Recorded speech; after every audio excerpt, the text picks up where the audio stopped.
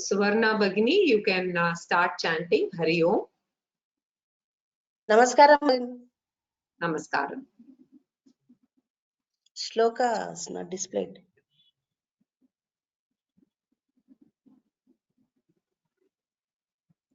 Bhagini's shloka screen has not come. 1 second. Is it coming? Yes, yes, ma'am. पार्थाय प्रतिबोधितां भगवता नारायणेन स्वयं व्यासेन ग्रथितां पुराणमुनिना मध्ये महाभारतम् अद्वैतामृतवर्षिणीं भगवतीम् अष्टादशाध्यायिनीम् अम्ब त्वामनुसन्दधामि भगवद्गीते भवद्वेषिणीम् नमोऽस्तु ते व्यासविशालबुद्धे फुल्लारविन्दायतपत्रनेत्र येन त्वया भारततैलपूर्णः प्रज्वालितो ज्ञानमयः प्रदीपः प्रपन्नपारिजाताय स्तोत्रवित्रैकपाणये ज्ञानमुद्राय कृष्णाय गीतामृतदुहे नमः। सर्वोपनिषदो गावः दोग्धा गोपालनन्दनः पार्थो वत्सः सुधीर्भोक्ता दुग्धं गीतामृतं महत्। वसुदेवसुतं देवं कंसचाणूरमर्दनं देवकी परमानन्दं कृष्णौ वन्दे जगद्गुरुम्। भीष्मद्रोणतटा जयद्रथजला गान्धारनीलोत्पला शल्यग्राहवती कृपेण वहनी कर्णेन वेलाकुला अश्वत्थामविकर्णघोरमकरा दुर्योधनावर्तिनी सोत्तीर्णा खलु पाण्डवैरणनदी कैवर्तकः केशवः पाराशर्यवचः सरोजममलं गीतार्थगन्धोत्कटं नानाख्यानककेसरं हरिकथा सम्बोधनाबोधितं लोके सज्जन षट्पदैरहरः पेपीयमानं मुदा भूयाद् भारत पङ्कजं कलिमलप्रध्वंसि न श्रेयसे। मूकं करोति वाचालं पङ्गुं लङ्घयति गिरिं यत्कृपातमहं वन्दे परमानन्दमाधवम्। यं ब्रह्मा वरुणेन्द्ररुद्रमरुतः स्तुन्वन्ति दिव्यैस्तवैः वेदैः साङ्गपदक्रमोपनिषदैः गायन्ति यं सामगाः ध्यानावस्थिततद्गतेन मनसा पश्यन्ति यं योगिनः यस्यान्तन्न विदुः सुरासुरगणाः देवाय तस्मै नमः। धन्यवादः माम्। धन्यवादः सम्यक्। थैंक यू माम्।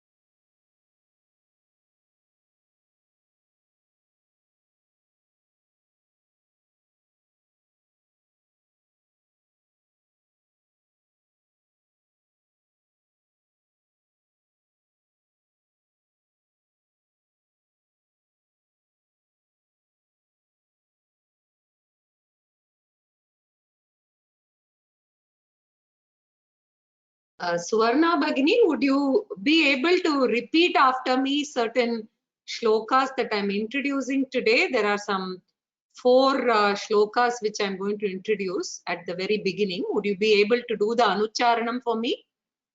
Yes, ma'am. Okay.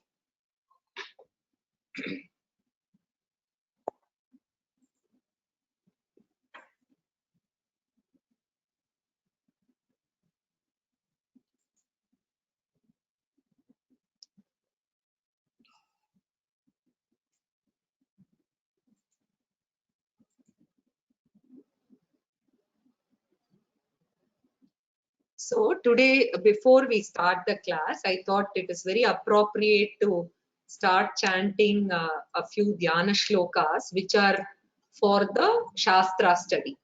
So we will start with that. And so because it is the first time I'm introducing, I've requested Suvarna Bhagini to do the Anucharanam with me.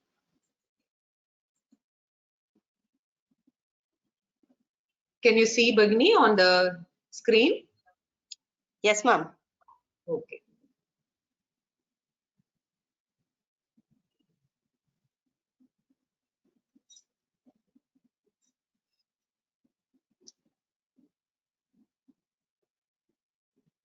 नारायणं पद्मभुवं वसिष्ठम् नारायणं पद्मभुवं वसिष्ठम् Please go ahead. नारायणं पद्मभुवं वसिष्ठम् शक्तिं च तत्पुत्रपराशरं च शक्तिं च तत्पुत्रपराशरं च शक्तिं च तत्पुत्रपराशरं च व्यासं शुकं गौडपदं महान्तम् व्यासं शुकं गौडपदं महान्तम् व्यासं शुकं गौडपदं महान्तम् व्यासं शुकं गौडपदं महान्तम् गोविन्दयोगीन्द्रमथास्य शिष्यम् गोविन्दयोगीन्द्रमथास्य शिष्यम् गोविन्दयोगीन्द्रमथास्य शिष्यम् श्रीशङ्कराचार्यमथास्य पद्मपादं च हस्तमलकं च शिष्यम् श्रीशङ्कराचार्यमथास्य पद्मपादं च हस्तामलकं च शिष्यम् श्रीशङ्कराचार्यमथास्य पद्मपादं च हतास्तमलकं च शिष्यम् हस्तामलकं च शिष्यम् हस्तामलकं च शिष्यम् तं तोटकं वार्तिककारमन्यान् तन्तोटकं वार्तिककारमन्यान् तन्तोटकं वार्तिककारमन्यान् अस्मद्गुरून् सन्ततमानतोऽस्मि अस्मद्गुरून् सन्ततमानतोऽस्मि अस्मद्गुरून् सन्ततमानतोऽस्मि श्रुतिस्मृतिपुराणानाम् श्रुतिस्मृतिपुराणानाम् आलयं करुणालयम् आलयं करुणालयम् नमामि भगवत्पादम् नमामि भगवत्पादम् शङ्करं लोकशङ्करम् शङ्करं लोकशङ्करम्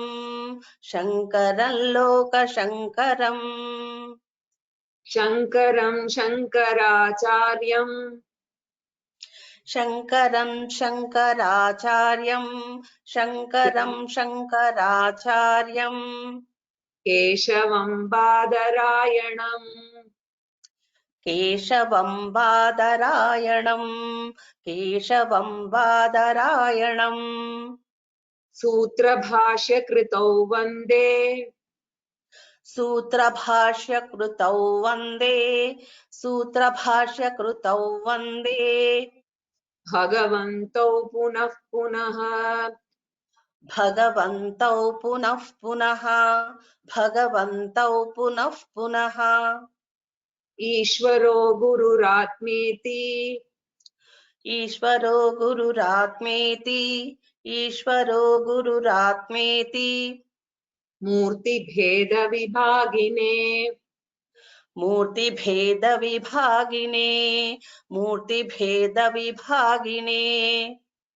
व्योमवद्व्याप्तदेहाय व्योमवद् dehaya व्योमवद्व्याप्तदेहाय dakshinamurtaye namaha. दक्षिणामूर्तये नमः दक्षिणामूर्तये नमः Dhanyavadaha Bhagini. So from next धन्यवादः class we will chant this before we actually start the class, and it won't take more than 2 minutes. It is the Guru Parampara. We will remember the Guru Parampara and then we will continue after the Dhyana Shloka. Thank you. सदाशिवसमारम्भां शङ्कराचार्यमध्यमाम् अस्मदाचार्यपर्यन्तां वन्दे गुरुपरम्पराम्. परं वरिष्ठं ब्रह्मिष्ठं परमानन्दरूपिणं परमार्थानन्दयतिं सद्गुरुं प्रणतोऽस्म्यहम्.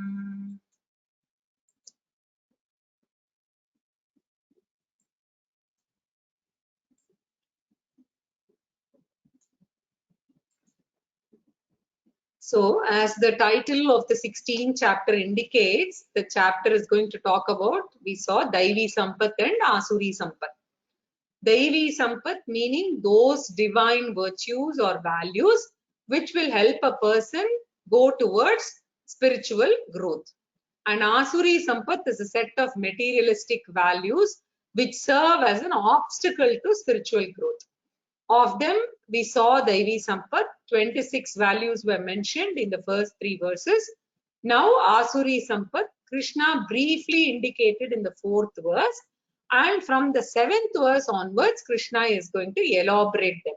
So, the aim of a spiritual seeker is to constantly remember the Daivi Sampat, right? And also to remember the Asuri Sampat, because we should know what we are not supposed to do also. And then carefully nourish the Daivi Sampat values, like making a garden, right? Planting beautiful flowers and making sure that they grow. And at the same time, watching for weeds and removing it early enough so that they are not allowed to flourish. So the Asuri Sampat is like the weeds and the flowers are like the Daivi Sampat. So this is the aim of Lord Krishna's teaching. And when we compare the Daivi Sampat and Asuri Sampat, we can see in essence 4 factors, right, which are associated with Daivi Sampat, which is absent in Asuri Sampat. So these 4 factors are the following. The first one is Shraddha in Ishvara, faith in God, right, which is a major factor in Daivi Sampat. So in the 13th chapter, Krishna said, Mai chananya yogena bhaktiravya vyabhicharini vivakti desha sevitvam aratir jana samsati. The 13th chapter we saw recently. So faith in God is a predominant factor or a prominent factor in Daivi Sampat. Even though we don't have a clear understanding of what God is, as we grow more and more, our understanding of God will also get refined. Ultimately, we will have a clear knowledge of God. Until that knowledge comes, having faith in God is very, very important. So, Daivi Sampat and the lack of Daivi Sampat, or if you have a deficiency, that is a sign of materialistic personality. Okay, this is the first one, faith in God. The second one is faith in the scriptures and their guidance, right? Krishna will tell, Tasmat Shastram Pramanante Karya Karya Vyavastito. We can use the scriptures to what? To be represented in the form of Bhagavad Gita, right? It is one of the main scriptures that will guide me and make my life meaningful and purposeful, right? So the faith in scriptural teaching is the second important factor of Daivi Sampat. Whereas in Asuri Sampat, the materialistic people will either be lacking or it will be very, very feeble. right? Often because of intellectual arrogance. Intellectual arrogance is a very, very big block for spiritual growth. So therefore, the first one is the lack of faith in God. That is, and the second one is the lack of faith in the scriptures. And the third one, which is a consequence of lack of faith, right, in both God and scriptures, right, is lack of discipline, or I think we should only translate it as achara. Achara, anushtanam, we say the discipline which is prescribed by the scriptures. Namely, what? There are certain things that we definitely follow. For instance, if we have say, Swamiji's class at 7 o'clock and it is Upanishad class or Gita class, we get up in the morning, whatever is the bare minimum, we need to have a bath, do our prayers, all of that we complete, and only then go to this class. We don't go straight out of bed into the class, right? So similarly, we have a acharam in the house which we follow. For instance, in the morning, cleaning the puja room, or first thing after getting up, going and seeing God, or first, even before that, praying to God, right? Whether it is the higher nature or Ishvara Swarupam, Karagre Vasade Lakshmi, or Pratasmarami, whatever, Hridi Samspurat Atma Tatmam, which is the higher nature, invoking our higher nature. We do that. And then while in Snanam also, we think of the Lord, and then we, sort of clean the puja room. We don't even touch Agni without having a bath, etc. This is the rules and regulations as laid down in the which was practiced and laid down as per Shastras in the Vedic society. Okay, so that is Achara. Now, why do we follow Achara? Because we do have faith in the scriptures themselves, right? And scriptures prescribe this lifestyle. And nowadays, Vedic society is replaced by what we call a democratic society. We are not able to follow 100% of it. But the third important factor which nurtures, right, Daivi Sampat, and make sure that it is strong is achara, a lifestyle which is conducive for this. For instance, today is Ekadashi. So some form of fasting we undertake on the day, depending on the capacity of each person. One person may not eat in the night, one person may just eat fruits, another may be without any food, another one may be even be on nirjala fasting, which is not even water. Now these acharas have been laid down in the scriptures and we follow. So this is the third important factor, right? And which suffers if you do not have faith in God, faith in scriptures. And the fourth and the most important and the final one is the scriptures themselves prescribe 4 goals of life: Purushartha, Artha, Kama, Dharma, and Moksha. Artha meaning money, Kama meaning sensory pleasures, right? And we see Dharma and Moksha. Now, when the person is materialistic, these people have only 2 goals in life, which are they? Artha and Kama, right? So, they become very, very important. But for Daivi Sampat, the 2 goals which are very important are Dharma and Moksha. Dharma means mental refinement or character building, right? By doing, religious activities, Pancha Mahayajna, etc. And then it results in Mumukshutvam and to go after the real goal in life, which is Moksha, right? So, for Daivi Sampat, these 4 factors become very, very important, right? So, it says that you start with Artha and Kama, but ultimately you proceed to Dharma and Moksha, which becomes very, very prominent for the person who wants to cultivate Daivi Sampat and who wants to move on that spiritual journey, right? So, there is also an exclusive ashrama called Sannyasa Ashrama, where one can dedicate the life to spiritual pursuit, right? So now what is happening? Today the importance for Dharma and Moksha is not that much, or it is treated as subservient, right? I follow the values whenever convenient. Now and then I will tell the truth, right?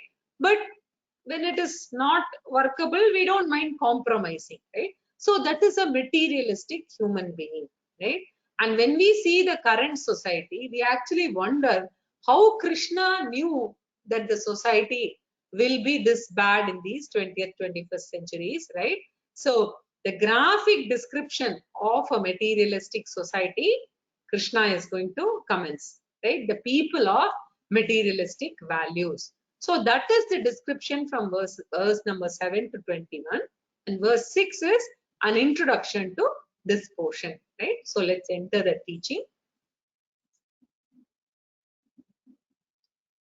द्वौ भूतसर्गौ लोकेऽस्मिन् द्वौ भूतसर्गौ लोकेऽस्मिन् दैव आसुर एव च दैव आसुर एव च दैवो विस्तरश प्रोक्तः दैवो विस्तरश प्रोक्तः आसुरं पार्थ मे शृणु Asuram Partha me shrunu.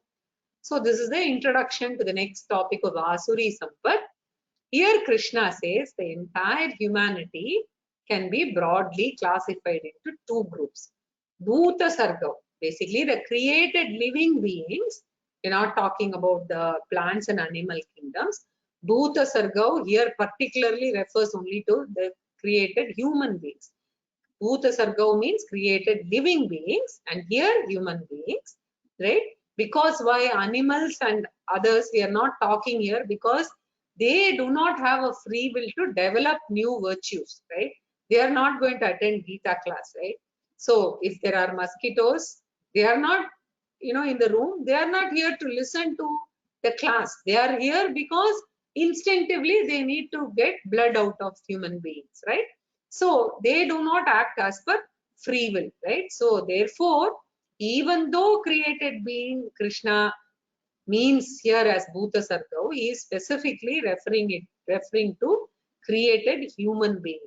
So the entire humanity need not be just Hindus, it can be anybody, right? The entire humanity, whatever be the religion, right? Or they may not have religion also, they are dvau, they are broadly classified into two. What are these two? Devaha and Asuraha, right? So materialistic people, and what is the definition of materialistic people here? We have to be very careful.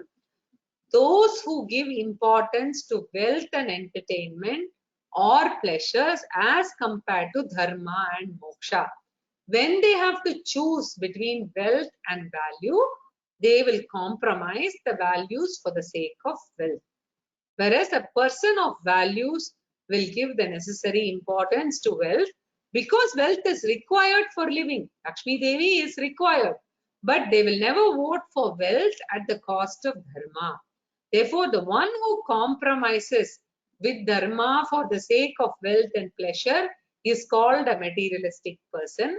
Those who want to value dharma and earn money without violating dharma, right? Dharma anusara dhana sampadanam. They are called Devi people, or here Daivaha, the righteous people, and Asuraha are the materialistic people. We must remember Krishna is referring to materialistic people as Asuraha and not the Asuras that we see in the Puranas, right? We must remember at least for this chapter, right? So in the 9th chapter, Krishna divided the humanity into 3 categories. By dividing them, here materialistic people are getting divided into 2, right? Those materialistic people who are Raga Pradana, Raga means attachment Pradana, right? Those who have strong attachment, they are called Raga Pradana materialistic people. They are called Asuraha. They only want to get more and more, but they wouldn't hurt others. Okay, that is the difference.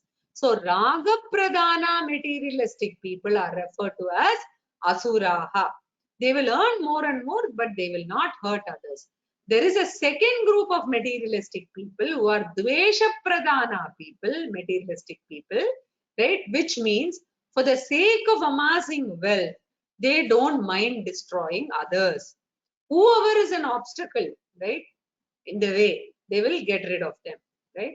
So the non-violently materialistic Raga Pradana people are called Asuraha, And the violently materialistic Dvesha Pradhana people are called Rakshasaha.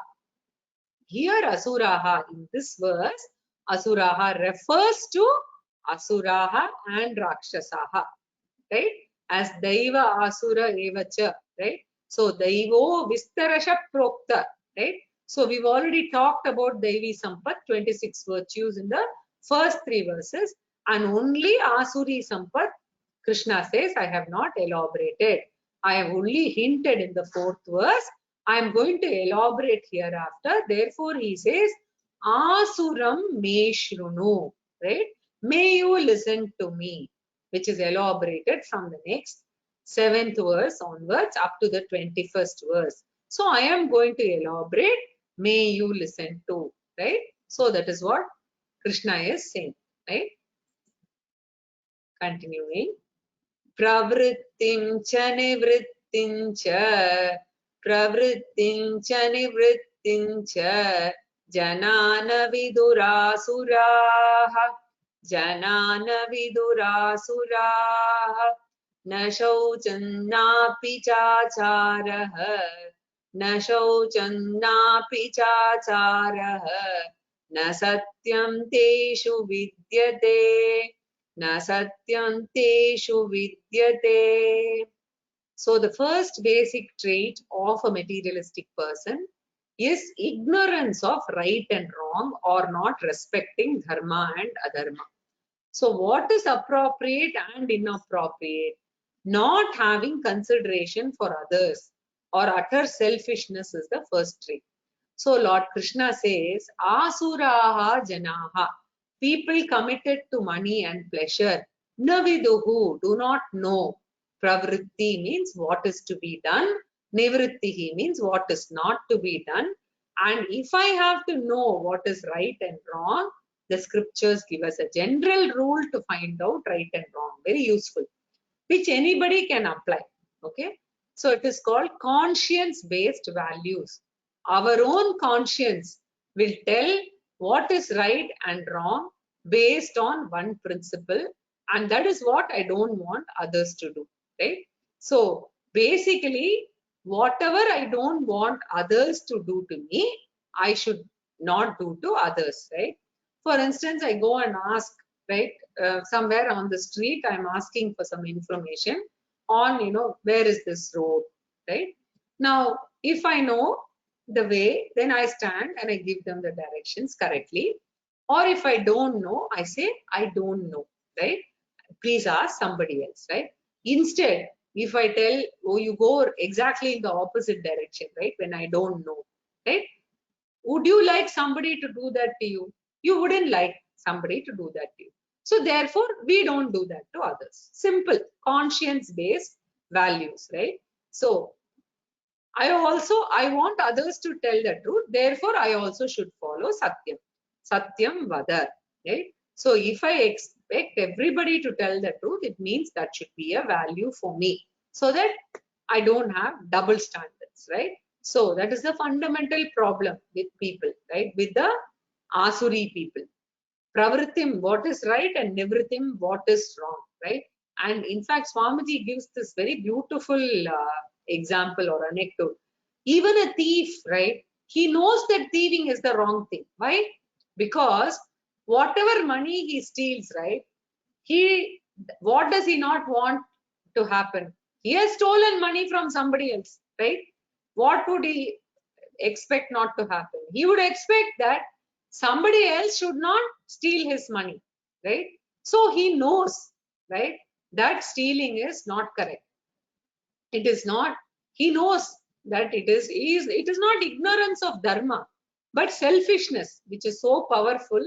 He knows that it is wrong, right? Because he understands that he doesn't like if somebody steals, right? He knows that, right? But still, he is out of selfishness going and thieving, right? So this is what is said as go by your conscience, right? So if your conscience pricks, which means that you don't want somebody to do that, you don't do that to somebody. So this conscience itself is very, very important value. If you lose conscience, what will happen is you can do any adharma and you will not have that pricking at all, right? So, therefore, asuraha na viduhu means they ignore the values which their own conscience reveals them regularly. Na shaucham napi na acharaha. They don't even have cleanliness or purity of thought and word and deed. So it is not there. No purity of thought. Na shaucham. And the scriptures talk about shaucham in a very, very big way, right? See, when we go to sleep, sleep is some form of, it's like death, right? Because between sleep and death, there are very many similarities, right? Because the body is as though it is a dead body, right? Therefore, early morning, the first thing, shaucham, we are supposed to take a bath, right? So that's a simple rule. It's not an extraordinary discipline, right? Get up early in the morning, preferably during or before sunrise, right? Because in our culture, Suryaha is Pratyaksha Daivam. Pratyaksha Daivam means seen through our sense organs. And when Bhagavan is rising to bless us, we have to be ready with a bath to welcome the Bhagavan. Therefore, get up early in the morning and taking a bath is basic achara. Nowadays, even if we don't take a bath before the Surya comes, at least immediately after that, within an hour or so, right? So it is important. So the first casualty in Asuri Sampath is Achara goes, right? So that is the biggest problem. Whenever it is convenient, you have a bath, whether it is 2 in the afternoon, 3 in the afternoon or not, right? Not only that, not only the Bahya Shaucham, we have to have also Antara Shaucham, right? So Antara Shaucham is Manasam, Vachikam, Papam, Karmana, Sumuparjitam, Sri Rama Smarane Naiva, Vibhohatina Samshaya. Early morning I get up remembering the name of the Lord. Very many Pratasmarana shlokas are there, right? Pratasmarami Hridi Samsurad Atmatattvam Satchit Sukham Paramahamsa Gatim Turiyam. Right? You invoke your higher nature or you invoke Ishvara, right? So I'm supposed to start the day with cleaning the body, remembering the Lord, right? All of them are violated by Asuri people. So na shaucham na pija acharaha. Acharaha in the form of Pancha Mahayajna, they are compulsory for a person with of Daivi Sampath or who wants to nurture Daivi Sampath, right? So we saw what is Pancha Mahayajna, Deva Yajna, right? And we saw Pitri Yajna, Manushya Yajna, right? Then Brahma Yajna in the form of, worshipping our culture, right? The Shastra, the Bhagavad Gita, the Guru Parampara, etc., right? Doing Sandhya Vandanam and then praying to the Rishi Parampara, etc., Parayanam, all of them is Brahma Yajna. Then also we talked about Manushya Yajna, and then last is Bhuta Yajna, our respect and honor for the plant kingdom and animal kingdom, right? Nurturing all of these is part of Devi Sampath. In a materialistic society, the problem will be, the first thing will be lack of time. Very, very important aspect. In Vedic society, all the professions were designed in such a way that you got 8 to 10 hours for the profession, and then we had equal amount of time for dharma and moksha. 50% for artha kama and 50% for dharma moksha. Now our lifestyle is designed in such a way that our working hours itself goes to 14, 15, 16 hours. And coming home also, we stick around with a cell phone all the time. Even listening 1 hour to Gita class without, a cell phone becomes very, very difficult. We need to stay in touch and keep at least in touch with the messages, etc. Right? So this democracy has led to a materialistic society. And even that holiday, Saturday, Sunday, we have so much of work at home to cope with that we are not able to spend time on Vedanta or religion itself. Even 15 minutes per day is becoming a problem, and Vedic society always included time for that also, right? Even for children today, to inculcate that practice of 10 minutes, 15-minute prayer in the morning when they are rushing in the van at 7:30, 7:45 is becoming very, very difficult. And for Sandhya Vandanam, Trikala Sandhya Vandanam, no chance. Even, morning and evening Sandhya Vandanam for school going children becomes difficult. I'm hoping that at least during Corona time, we would have been able to spend that little bit of time because of their slightly flexible kind of schedule, right? So if you want to follow Daivi Sampath, we have to find the method of finding time for all these things, right? So Krishna is describing that modern society now. Na acharaha, no achara at all, no panchamahayajna. Na satyam teshu vidyate. Truthfulness or transparency is completely gone because there is competition and cutthroat competition everywhere, right? So, na satyam teshu vidyate, right? Whereas Vedanta says satyam is the foundation of moksha. Satyam eva jayate, right? So, we did have a lot of politicians who followed the teachings of Gita, like Gandhiji, Rajaji, etc., right? So, and yatha raja tata praja, if the leader is able to follow, then the people will also follow, right? So as I was going through Shankara Bhashyam, I found something very important, so I thought I will also include that in today's class, right? So here Shankaracharya is observing a very, very subtle and minute point. While talking about Daivi Sampath, Lord Krishna is talking about the values in its abstract form itself, right? Without bringing the people who have the values, right? Abhayam Sattva Samshuddhihi, Jnana Yogam Vyavasthitihi, Kshama, Akrodaha, etc. He did not talk about the people, but he talked about the virtues themselves in an abstract version. But when it comes to Asuri Sampath, Lord Krishna is not talking about Asuri Sampath in its abstract form. He does not talk about the Visheshanam, right? Or the adjective kind, right? But he talks about the Vishishta Purushaha. What is the advantage of presenting it along with the people? When you talk about people with these traits, it is no longer abstract. It becomes concrete. So asuraha janaha, right? It is visible, right? You can look around and you can see that there are such people also, right? So Daivi Sampath is in the abstract form and Asuri Sampath is in concrete form. This normally we would not have observed, but as Swamiji says, Shankaracharya has observed this and has added a detailed note on that, right? So Lord Krishna is describing the Asuraha Janaha, and we refer to them as Prakrita Purushaha, right? And then slowly by gaining Daivi Sampath and refining themselves, they become Samskrita Purushaha. So from a Ragadvesha Pradhana lifestyle, they move to Dharma Pradhana lifestyle. And that is the change from being a Prakrita Purusha to Samskrita Purusha. Right? I thought it was important. So this note by Shankaracharya, I thought I should talk about it. Continuing. Asatyamapratistam te, asatyamapratistam te, Jagadahuranishwaram, Jagadahuranishwaram, Aparasparasamбhutam, Aparasparasamбhutam, Kimanyat kamahaitukam, Kimanyat kamahaitukam. When they violate truthfulness, they've got a nice justification also for that.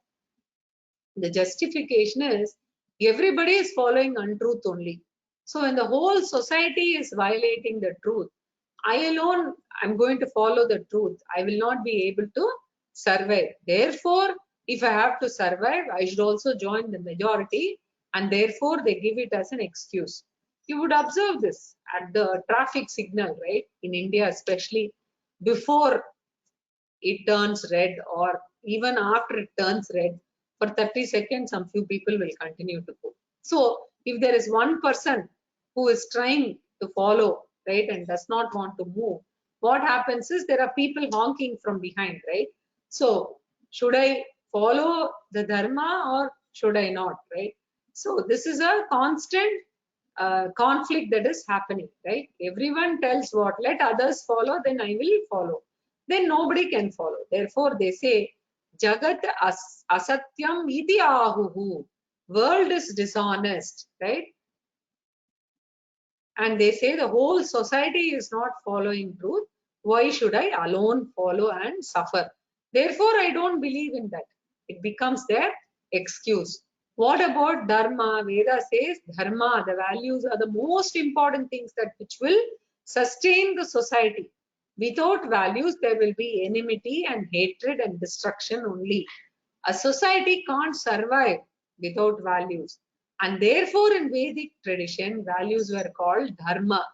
So Sanskrit students, very interesting points Swamiji had mentioned. Now, the word dharma, right, comes from the dhatu, dhr, the root, dhr. Dhr used to say, we use it as dharati, right, to protect, sustain the society. So the atmosphere also, everything will be in harmony only when there is dharma. When dharma is not there, the society will go to dogs. Ecological imbalance also will be there. Deforestation, trees are destroyed, animals are destroyed, right? This will cause economic imbalance, right? There's no orderliness or harmony, and human beings will not be able to survive, right? And the next generation and the next generation will have serious problems. Natural calamities will increase, right? Even today, we heard of a calamity, an avalanche in Joshimath, right?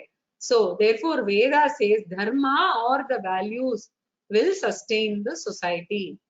Dharmo vishwasya jagataha pratishtha loke dharmishtam praja upasarpanti dharmena papa manugatihi dharme sarvam pratishtitam tasmad dharma paramam vadanti. In Maharayana Upanishad, which it says dharma alone can sustain the world. In the case of animals, right, they follow instinct, right? So no one animal kills another animal because it is just having fun, right? Only when it is hungry, right, it will kill. But human beings kill animals for what? The rhino horns, right? Or the tusk of the elephant, the ridley tortoises, etc., right? They're all destroyed for the game purpose of the human being, all for making money, exporting and earning money. Therefore, violation of dharma is done only by one species considered to be the most evolved species, that is the human being, right? So a forest normally is in harmony as long as the human beings don't enter, right? So in the Jungle Book, you will actually see a dialogue like that, right? When the human being enters, we have a problem. The moment he enters, it will not last long. Oceans get polluted, atmosphere gets polluted. Therefore, Veda wants that dharma should be there and it should sustain the society. And the materialistic person says, I don't believe in dharma, therefore apratishtam te pratishta. Here it means dharma, values of life. Apratishtam means since the world does not follow the values, I also do not follow, right? I can't follow alone, right? Therefore, I will also be as corrupt as others for my own survival, right? So he is giving a warning. Krishna gives a warning. You might remember. Paritranaya sadhunam vinashaya cha dushkrutam dharma samsthapanarthaya sambhavami yuge yuge. Bhagavan says, I will punish you even though you may escape from the local laws, the local police, the local tax authorities, etc. We may escape from the local government. But Bhagavan says, you can't escape from me. Vinashaya cha dushkritam. I will destroy you, your family and parampara, like what happened to Duryodhana's people, right? It will happen, right? And when we threaten the materialistic people, you know what happens? What is their answer? I don't believe in God. This is all cock and bull story. There is no punyam, there is no papam, there is no swargam, there is no narakam. I just believe in money and enjoyment, right? Which is the Charvaka philosophy, right? In Charvaka philosophy, it's been condensed very nicely into one shloka. Yavat jivet sukham jivet rinam kritva ghritam pivet bhasmi bhutasya dehasya punaragamanam kutaha. So, yavat jivet sukham jivet. As long as you live, thoroughly enjoy all the sense pleasures, legitimate or illegitimate, don't bother about morals and values. Enjoy. right? Rinam kritva Ghritam pibet. You go borrow, you have a gala time and drink ghee, right? Drink ghee means basically eat your heart's content, right? If you do all these things, you will go to Narakam. He says, where is the question of Sarga and Naraka, right? There is nothing. After death, I am not even going to know whether I am going to survive at all. Bhasmi bhutasya dehasya punaragamanam kutaha. The body is anyway going to be burnt, and after that, where is the question of coming back? I don't believe in any one of these things, right? And the one who argues in this manner, Veda calls him Asuraha. And according to Sanskrit language, Asuraha is derived in this manner. Asu means sense organs and sensory pleasures, right? So, and Ram means Ramate, enjoy, right? So, Asushu Indriyeshu Indriya Bhogeshu Cha Ramante iti Asuraha. So, the one who enjoys and enjoys sensory pleasures without any reservation, right? Anishwaram, they don't believe in God. Dharma, truthfulness, punyam, papam, swargam, narakam, nothing they believe in, right? If you ask if there is no God, how did the creation come? They are very raw in their thoughts. Aparaspara sambhutam, right? It is just because of Stri Purusha Sanyoga. That is how the creation came, right? That is responsible for the arrival of the living beings. Things have evolved by evolution, right? So, kim anyat kama haitukam. And for that conjugal union, do you require God? No, no God is required. Kama haitukam. It's just instinctive passion, right? Nothing beyond that, right? So, all kinds of God and all of this punyam, papam, etc. Nothing is required. Kama haitukam. Sarvam. Kim anyat. What else is there? What else is required? So they are basically atheistic people. Continuing. Etam drishtimavashtabhya. Etan drishtivamashtabhya. Nashtatmanolpabuddhayah. Nashtatmanolpabuddhayah. Prabhavantyugrakarmanah. प्रभवन्त्युग्रकर्माणः क्षयाय जगतो हितः क्षयाय जगतो हितः हिताः क्षयाय जगतो हिताः एतां दृष्टिम् अवष्टभ्य holding on to this philosophy. What is that philosophy? Life is meant for earning and enjoying. Khao, piyo, maza karo. Values can be followed whenever convenient. If it is not convenient, we can happily renounce the values. We need not worry about punyam or papam. We need not worry about God. We need not worry about suffering in the next janma. Right? So, Vedic society said first half of the life should be Artha Kama Pradhana, Brahmacharya Ashrama and Grihastha earn and enjoy. But you should have some time for dharma and moksha. But after Grihastha, once you have, say, a grandchild, or once you have completed your Shashtyapta Bhurti, whichever is earlier, grandchild or Shashtyapta Bhurti, you have to tilt the proportion from Artha Kama Pradhana life to Dharma Moksha Pradhana life. So the four ashramas are very well defined, and since this person does not believe, he wants to keep all his body and sensory faculties intact so that he can enjoy, right? So he just wants to have enjoyment. Iti avashtabhya. And once this becomes the philosophy, values will be thrown to the bin, right? Selfishness will be dominant. And in my pursuit of self pleasures, right, I just ride roughshod and hurt everybody. I want to have my way. And initially, conscience will prick, right? I just, after that, even that is gone. If I am a employer, I make my people work for 18 hours, but pay him just for whatever few hours, and for 1,000 rupees, I just make him slog, right? So I myself know it is adharma, right? So on paper, it is supposed to be 8 hours, but then my conscience doesn't even prick, right? So you become more and more materialistic, right? And once it is the conscience is not there, you can get any amount of work done from anybody, though it is adharma. I've got a heartless brain, right? Initially it will prick, after that it doesn't prick at all, right? I become worse than an animal. So therefore, nashta atmanaha, they've lost their souls, they have lost their conscience, right? And their life is artha kama pradana, and alpa buddhayaha, mean-minded, torturing others for their own comfort. Alpa buddhayaha means mean-minded, right? In fact, apparently I understand that Pujya Swami Dayananda Saraswati, he had a lot of students and very many industrialists were his students. So he would ask whenever he meets an industrialist, right? He would ask first, what is the salary scale of your people? Give it to me, right?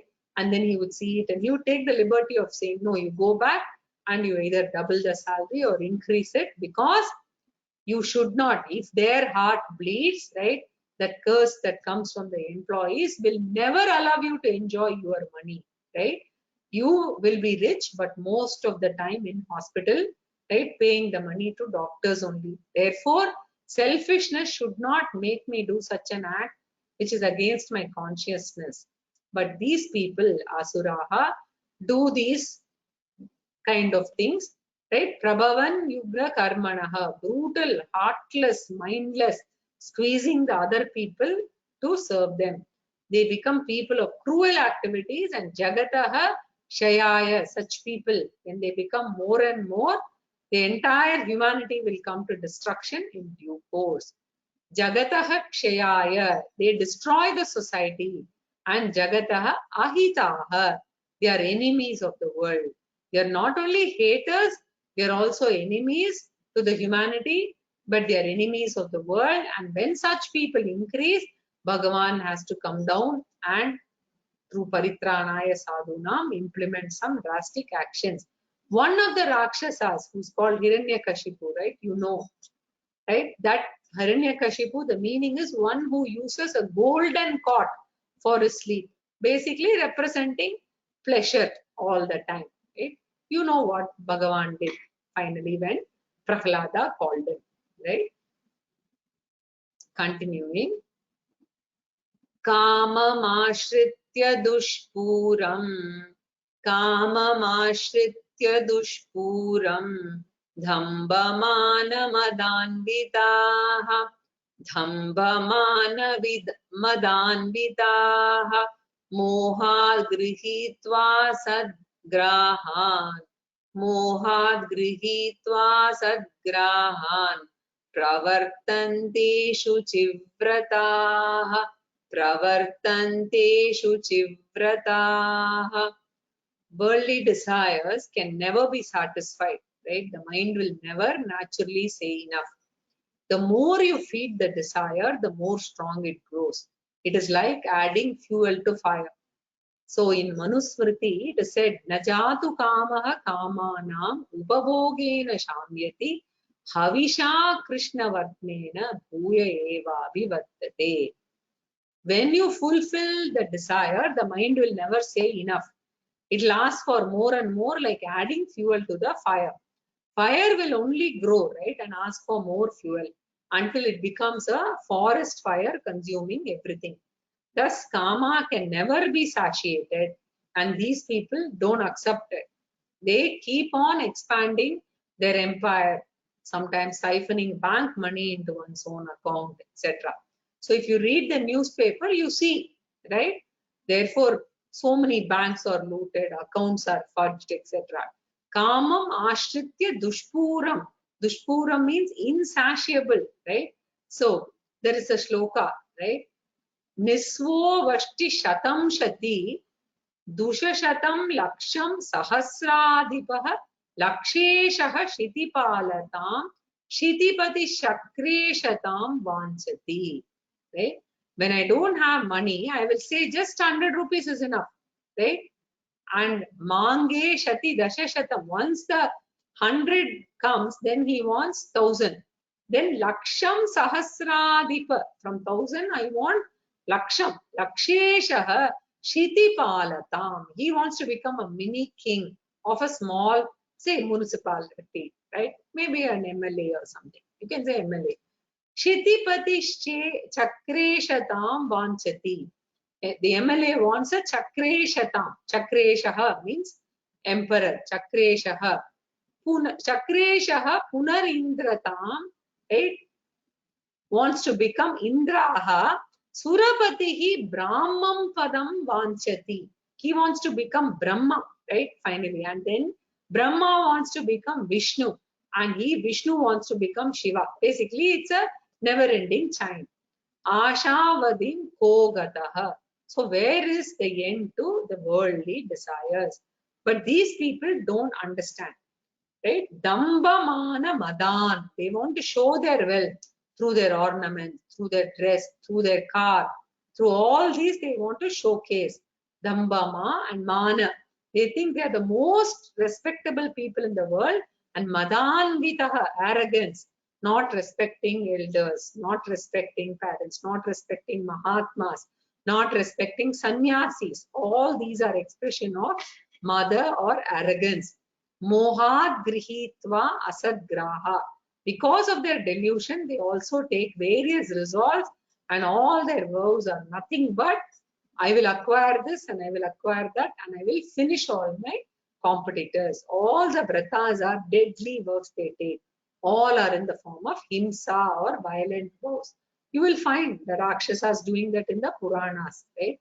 They will suffer not for moksha, right? They will get the boons from the Lord and they become powerful. And first thing they do is they go to Indraloka and imprison Indra and take away all his properties, inclusive of the Apsaras, right? Both go together, money and sensory pleasure they take, right? Why can't they use their boons for getting more and more so that we can share with others? They don't do that. Desiring for profit is not wrong, but the motive is I want to earn more and more so that, right, I can hoard more and more. If the motive is I want to give more and more, that attitude is great. They don't have that, right? They want to earn and keep with themselves. Therefore, moha, out of their delusion, asadgrahaha means unethical vows, immoral vows. They take to pravartante ashuchivrataha, ashuchivrataha, given to all bad habits, right? All the bad habits they have in maximum quantity. Continuing. Chintamaparimeyanch, Chintamaparimeyanch, Pralayantamupashritaha, Pralayantamupashritaha, Kamopabhoga paramaha, Kamopabhoga paramaha, Etavaditi nishchitaha, Etavaditi nishchitaha. The unfortunate thing is, even though they have abundance of wealth and all the things meant for sense pleasures, they are never happy and peaceful because they have many rivals or competitors. Once I want to be powerful through wealth and position, there are many people vying for the same thing. So therefore, there is power politics, right? And there is rivalry, right? Even say in the chess game, I don't know whether you had a chance to read this recent book by Vishwanathan Anand, Mind Master, right? He's speaking about how the rivalry is so high and how each one is conspiring against the other. Therefore, all the time I should think of what move the other rival will do, and therefore I can never relax and enjoy. All the time worried about other people, right? Because every other person becomes a rival. So when he is thriving in business, right? And he's always thinking about how do I make some big advertisement in the newspaper and pull my competitor down, right? So if there is a product talk about something negative about the product, then you talk about that, right? So constantly talking about the negative ones of the competitor, right? So all these things happen in the business world because nobody wants to earn in a dharmic way, right? Neither with dharma nor for the sake of dharma. Therefore, there is tension, worry, and fear, right? And sometimes they even employ bad gundas, black cats, etc. Right? Therefore, he says, Aparimeyam chintam, endless worries, tension, fear, insecurity. How long? Not up to retirement, but pralayantam, up to pralayam. Endless, right? Here pralayam means maranam. Until their death, they are worried. And then when the next generation comes, they are, there is constant sharing property problem. All of that is there, right? So Shankaracharya says in Bhajagovindam, Arthamanartham bhavaya nityam nasti tata sukale kleshat satyam putradapi dhana bhajam bhitihi sarvatraisha vihita ritihi. Right? So once I become slightly older, the children start wondering, this house is for whom, these jewels are for whom, these shares are for whom, right? So the husband and wife are constantly worrying about what should be done, right? The children, their children-in-law, their in-laws, etc., right? So the prayer, basically what happens is at one point when the parents become old, there is a stage where even the offspring start thinking, when will they actually go, right? That also happens. The prayer is for their death so that we can snatch everything, right? Even love among brothers and parents, everything starts diminishing, right? So putradapi dhana bhajam bhitihi. Once money comes, even love, affection, respect, everything is sacrificed, right? So pralayantam upashritaha kama upabhoga paramaha means the highest goal of life, right? Is kama upabhoga, sense pleasures only, nothing else. And etavad iti nishchitaha. So Veda says only first two ashramas you should be committed to artha and kama, right? Brahmacharya ashram and grihastha ashram, you enjoy wealth and pleasure. But Veda says that is only up to the sight of the grandchild, right? Or Shashtiyapta Bhurti, right? After that, we must go after something superior, right? Which is not having the Trivida Doshaha. Which are the Trivida Doshaha? All ephemeral goals have three kinds of doshas. Dukkha Mishritatvam mixed with sorrow, right? Dukkha Mishritatvam. While acquisition is pain, preservation is pain, and finally loss is also pain. Whether it is people, whether it is wealth, possessions, whatever it is.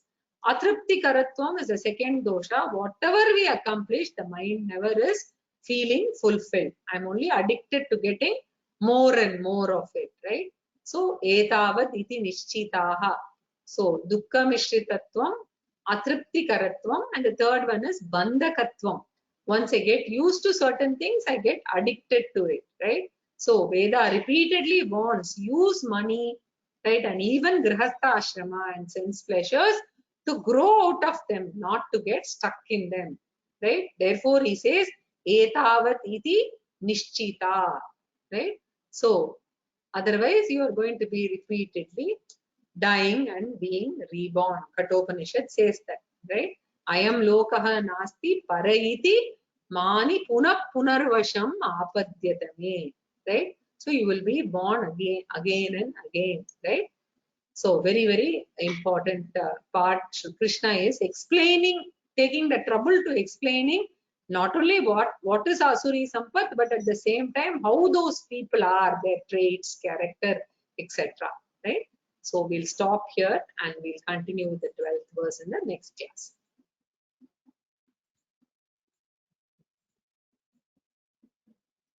Purnamada Purnamidam Purnat Purnamudachyate Purnasya Purnamadaya Purnamevavashishyate.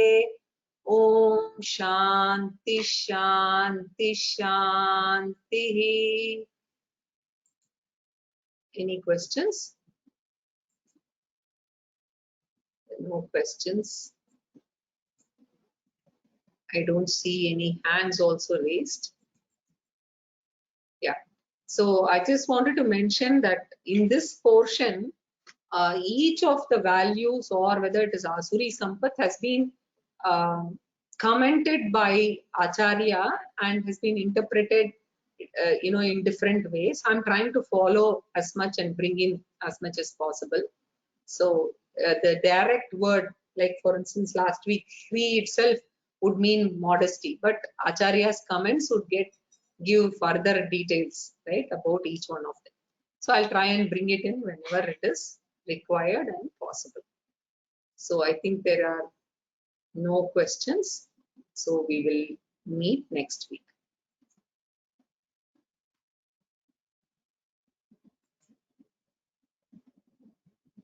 Is there a Gita book with Sanskrit verses without any commentaries? Gita book with Sanskrit verses without any commentaries. Is it for chanting purpose? Vasudeva Kamath? Yeah, for chanting purposes, actually Swami Paramarthananda has made a book just for chanting, all the 700 verses in just running one after the other. Very useful. If you are in India, you could call Shastra Prakashika and get that book delivered at home. It's just a running verses in slightly bold. I wouldn't say very much bold, but it's very useful for chanting. Hari Om. So we'll complete here. Thank you. Dhanyawad.